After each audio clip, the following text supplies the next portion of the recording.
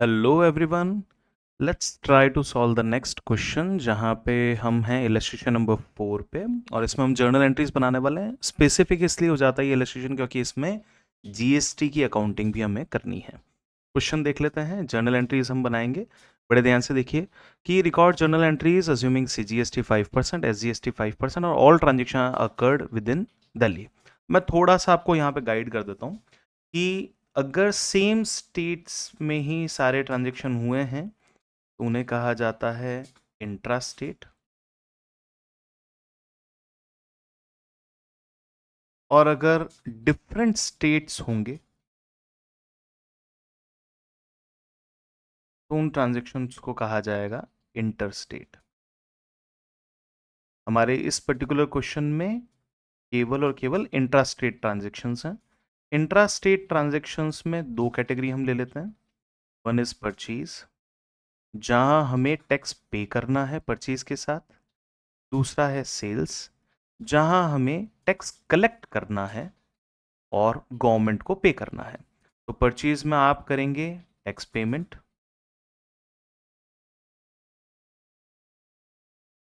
Sales में आप करेंगे टैक्स कलेक्शन। ठीक है।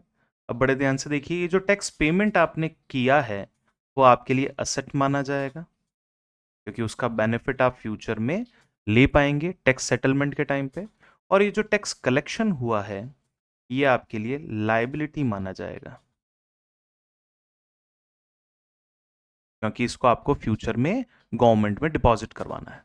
तो अब बड़े ध्यान से देखिए कि जब हम परचेज करेंगे तो हम परचेज के साथ साथ में, मैं इस पर्टिकुलर क्वेश्चन के लिए ही वर्क कर रहा हूं अभी, हम परचेज के साथ साथ में सीजीएसटी प्लस एसजीएसटी, दो तरीके के टैक्सेस हैं आपके इंट्रा स्टेट में, उन दोनों का पेमेंट भी करेंगे।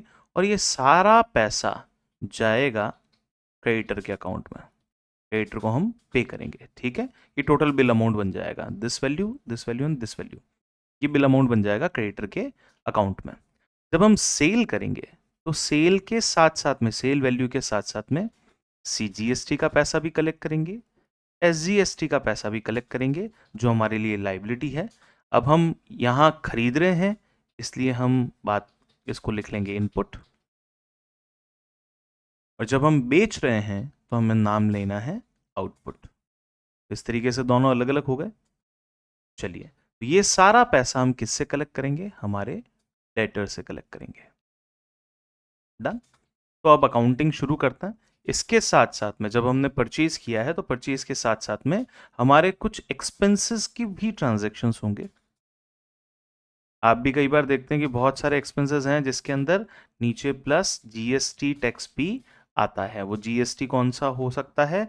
सीजीएसटी, एसजीएसटी हो सकता है अगर स्टेट सेम है तो, अदरवाइज होगा इंटर स्टेट के अंदर आईजीएसटी। ठीक है।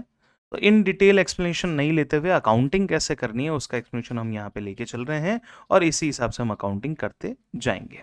तो सबसे पहले फॉर्मेट बना लीजिए जर्नल का। Debit, credit, LF, this is particulars,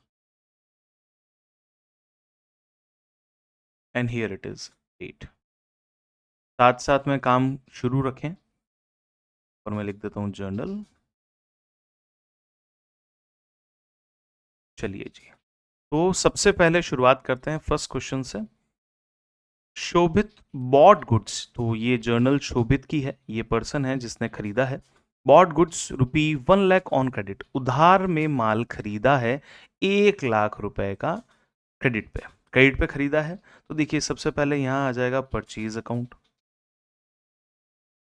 माल खरीदा है, उसके साथ साथ में टैक्स का पेमेंट भी करना है। तो हम यूज में लेंगे account input CGST, debit, input SGST, debit, to creditor account.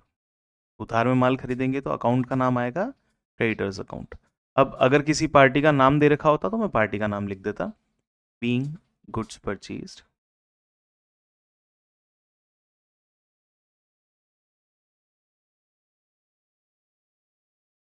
Done.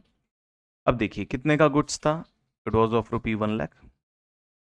GST कितना है, 5% का सी जीएसटी, 5% का एस जीएसटी। 1 लाख का 5%, 5,000, again 5,000, this is 1,10,000।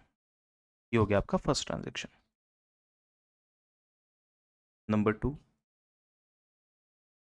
He sold them for 1,35,000 in the same state on credit. अब उधार में माल बेच दिया है, तो बेसिकली हमें डेटर्स से पैसे लेने, डेटर्स अकाउंट डेबिट। किस किस चीज के पैसे लेने, माल बेचने के प्लस उसके ऊपर के टैक्स के। इस बार टैक्स का नाम आएगा output SGST, output CGST. Done. और यहां नरेशन आ जाएगा बीइंग गुड्स सोल्ड। चलिए जी, तो कितना बनता है, 1,35,000 रुपीज में आपने सेल किया, तो 1,35,000 सेल में आ गया है।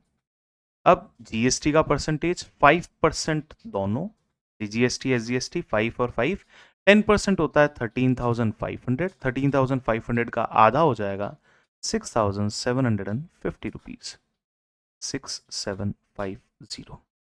ये 10% हो गया टोटल। तो 1,35,000 में 13,500 ऐड कर देते हैं, 1,48,500 रुपीज टोटल। रीचेक कर लेते हैं, 135 प्लस 12 is 147, 148,500। Done. Transaction 3,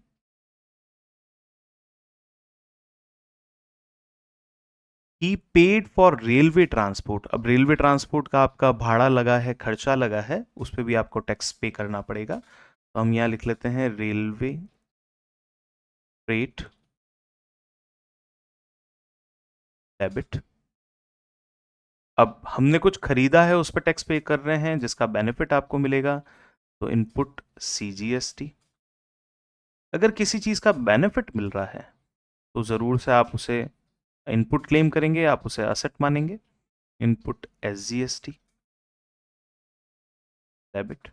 2, पे हमने कर दिया कैश अकाउंट, बीइंग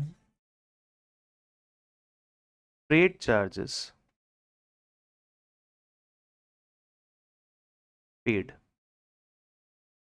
ये फ्रेट का पेमेंट आपने कर दिया, तो वैल्यू बनती थी 8,000 रुपीज, 8,000 का हो गया फ्रेट। टैक्स बन जाएगा 5%, 5%, 400, 400 यहाँ, and total value is 8,800।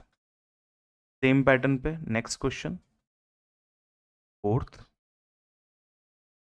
Page change, तो फॉर्मेट वापस बना लीजिए। धीरे धीरे ये 12th क्लास तक जाते जाते आपके सारे फॉर्मेट जो हैं वो प्रेजेंटेशन में कन्वर्ट हो जाएंगे, यानी कि आप बिना फॉर्मेट के भी अच्छा प्रेजेंटेशन बना पाएंगे। This is LF column, here it is particulars. चलिए done. He bought computer printer for 10,000। Computer printer खरीदा है, हम मान के चलते हैं सबका टैक्स का बेनिफिट मिल रहा है यहाँ पे, हम लेंगे computer printer debit.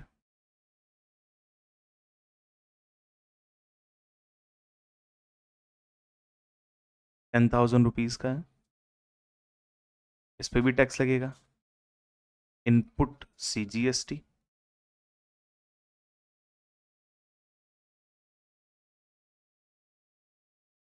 Debit, input SGST debit.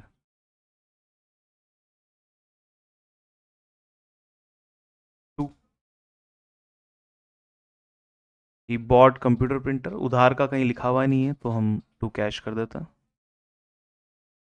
5% लगाना है, दैट इज 500 यहाँ, 500 यहाँ, 11,000 रुपीज इस जगह पे। Fifth, paid postal charges 2,000। Same जैसे एक्सपेंस हमने और पहले पे किया था, मैं नरेशन डाल देता हूँ, being printer purchased.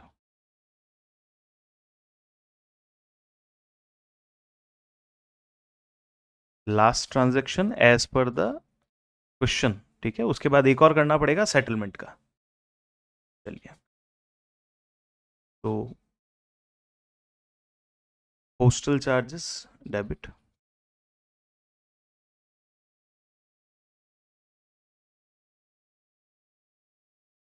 Input SGST debit, input CGST, जितनी भी सर्विसेज हैं जिनका आपको बेनिफिट मिलने वाला है टैक्स का, जिन पे परचेज पे, सर्विसेज पे, एक्सपेंसेस पे, वो सब आप यहाँ पे लिख सकते हैं। Input CGST debit, input SGST debit to cash account 2000 rupees, tax बन जाएगा 100 and 100, total value comes to be 2200 being postal charges paid.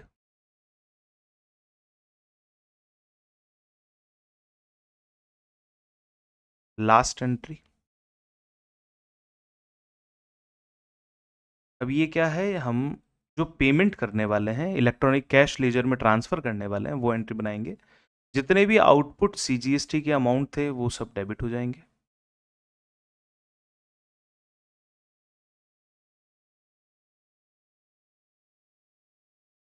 Output SGST debit,